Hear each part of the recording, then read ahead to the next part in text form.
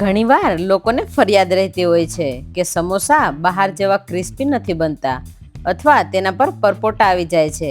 પણ આજે હું તમારી સાથે એવી સિક્રેટ ટિપ્સ શેર કરીશ જેનાથી તમારા સમોસા લાંબા સમય સુધી એકદમ કડક રહેશે અને ખસ્તા પણ રહેશે. તેના માટે 5 નંગ બટાકાને બાફી લીધા છે. હવે ઠંડા પડવા દઈશું. હવે મેં આ 5 નંગ મરચી, 1 ઇંચ આદુનો ટુકડો અને 2 નંગ ડુંગળી લીધી છે. બધી વસ્તુને સમારી લેવાની છે. તો અહીંયા બધી વસ્તુને ચોપરમાં કટિંગ કરી લઈશું. તો મરચી, આદુના ટુકડા અને કાંદા ઉમેરી અને ચોપરની મદદથી આ રીતે ઝીણું કટિંગ કરી લઈશું. કટિંગ થઈ ગયું છે. હવે લોટ બાંધવા માટે મેં 250 ગ્રામ મેંદો લીધો છે. તો સૌથી પહેલાં મેંદાને ચાળીને લેવાનો છે. મેંદાની સાથે થોડો રવો ઉમેરવાથી સમોસા લાંબા સમય સુધી પોચા નથી પડતા અને એકદમ કડક રહે છે. એટલા માટે એક નાની વાટકી રવો ઉમેરી દઈશું અને એને પણ ચાળી લઈશું. અડધી ચમચી હાથેથી મસળેલો અજમો ઉમેરીશું. હાથેથી મસળેલો હોય તો સુગંધ અને સ્વાદ છે એ લોટની અંદર સરસ બેસી જાય છે. સ્વાદ અનુસાર મીઠું ઉમેરી દઈશું. હવે મોણ માટે તેલ ઉમેરવાનું છે. તો 4 ચમચી તેલ ઉમેરી દઈશું. હવે સમોસા તળતી વખતે તેના પડ ઉપર બિલકુલ પરપોટા ન થાય એ માટે 1 લીંબુનો રસ ઉમેરીશું. એનાથી પડ છે એકદમ લીસું અને હલવાઈ જેવું થશે અને સમોસા તળતી વખતે એમાં તેલ બિલકુલ નહીં રહે અને સમોસા ઉપરથી ડ્રાય અને ક્રિસ્પી બનશે. લોટમાં મોણ ઉમેરેલું છે તો હાથમાં મુઠ્ઠી વળે એ પ્રમાણે તેલ ઉમેરવાનું છે. જો મુઠ્ઠી પડતું મોણ ન હોય તો થોડું તેલ વધારે ઉમેરી અને મોણ આપી શકો. તો એનાથી સમોસા છે એકદમ ખસ્તા બનશે. હવે થોડું થોડું પાણી ઉમેરીને આ રીતનો કડક લોટ બાંધી લઈશું. તો અહીંયા લોટ બંધાઈ ગયો છે. હવે લોટને આપણે 10 મિનિટ માટે રેસ્ટ આપીશું. ત્યાં સુધીમાં મસાલો તૈયાર કરી લઈશું.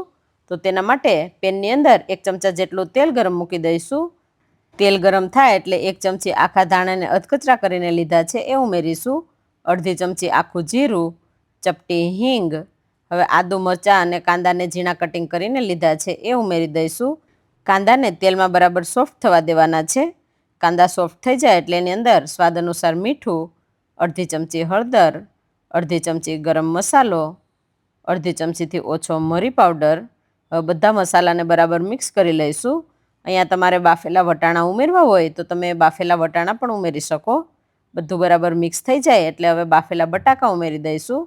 તો અહીંયા 5 નંગ બાફેલા બટાકાને મેં મેશ કરીને લીધા છે એ ઉમેરી દઈશું અને મસાલા સાથે બટાકાને બરાબર મિક્સ કરી લેવાના છે. ગેસની ફ્લેમ લો રાખી અને બરાબર મિક્સ કરી લઈશું. તો મસાલો એકદમ સરસ મિક્સ થઈ ગયો છે. હવે એની અંદર ઝીણી સમારેલી કોથમીર ઉમેરી દઈશું અને ઉપરથી 1 લીંબુનો રસ ઉમેરી દઈશું.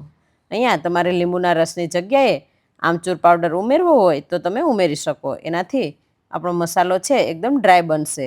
હવે બધી વસ્તુને બરાબર મિક્સ કરી લઈશું. તો અહીંયા સમોસાની અંદર ભરવા માટેનો મસાલો બનીને તૈયાર થઈ ગયો છે. લોટને 10 મિનિટ જેવું થઈ ગયું છે. હવે ફરી એકવાર મસળી લઈશું. લોટ જો ઢીલો થઈ જશે તો તળતી વખતે તેના પર પરપોટા આવી જશે અને સમોસા છે એ પોચા બનશે. એટલા માટે લોટને કડક રાખવાનો છે. હવે આ રીતનો એક લુઓ લઈ અને નાની નાની રોટલી વણી લઈશું.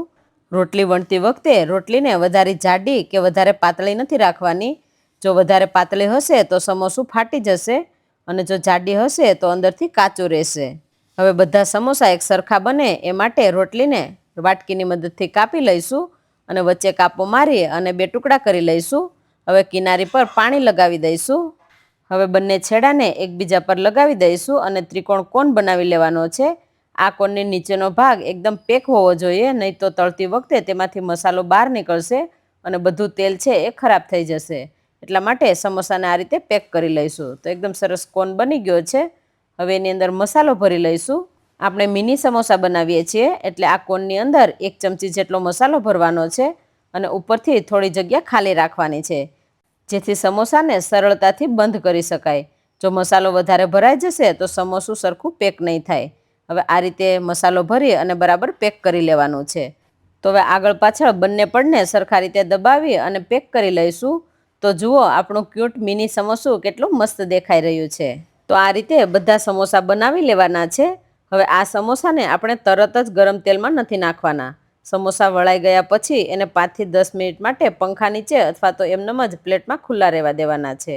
આનાથી સમોસાનું ઉપરનું પડ છે એ સહેજ સુકાઈ જશે અને જો તમે આમ કરશો તો તળતી વખતે સમોસા પર બિલકુલ પરપોટા પણ નહીં થાય અને સમોસા બહાર જેવા જ એકદમ લીસા અને ક્રિસ્પી બનશે. સમોસાને તેલમાં ઉમેરો ત્યારે વધારે પડતું તેલ ગરમ ન હોવું જોઈએ.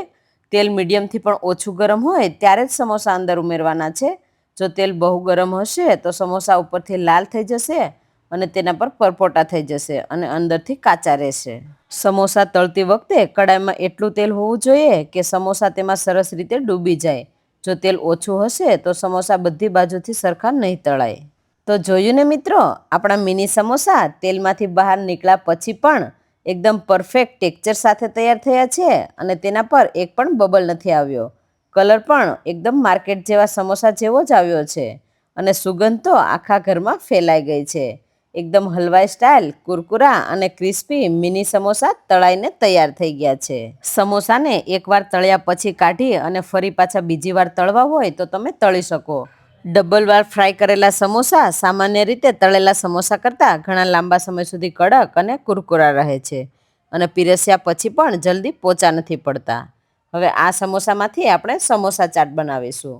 તો તેના પર આંબલીની ચટણી, ગ્રીન ચટણી, સમારેલી ડુંગળી, સમારેલા ટમેટાં અને દાલ મઠનું મિક્સ ચવાણું લીધું છે એ ઉમેરીશું. ઉપરથી ઝીણી સમારેલી કોથમીર ઉમેરી અને ગરમા ગરમ આ સમોસા ચાટને સર્વ કરીશું. જો તમને આ નવી રેસીપી અને મારી ટિપ્સ ગમી હોય તો વિડીયોને લાઇક શેર જરૂરથી કરજો અને આપણી ચેનલને સબસ્ક્રાઈબ કરવાનું બિલકુલ ન ભૂલતા. ફરી મળીશું આવી જ એક નવી યુનિક રેસીપી સાથે. Thank you.